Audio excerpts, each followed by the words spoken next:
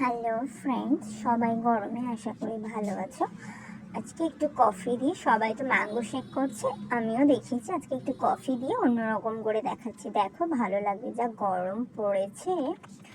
এই আইটেমটা তোমরা বাড়িতে বানিয়ে একটু ফ্রিজে রেখে খেয়ে দেখো, সত্যি দারুণ লাগবে, মানে শরীর মন সব ঠান্ডা হয়ে যাবে। Just try it guys. মানে জাস্ট একটু দুধ, একটু আম, তার সঙ্গে একটু কফি হলেই হয়ে যাবে। আর তো চিনি তো সবার কম বেশি থাকেই।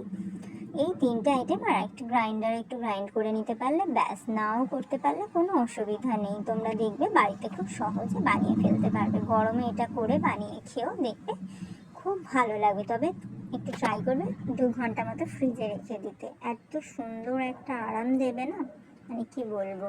যা গরম পড়েছে, মানে মানে কি বলবো, শরীর খারাপ হয়ে যাওয়ার লক্ষণ। সেখান থেকে দাঁড়িয়ে তোমরা যদি এটা বাড়িতে কোথাও বাইরে থেকে এসে খাও বা বাড়িতে আছো, বানিয়ে খেয়েও দেখবে খুব ভালো লাগবে।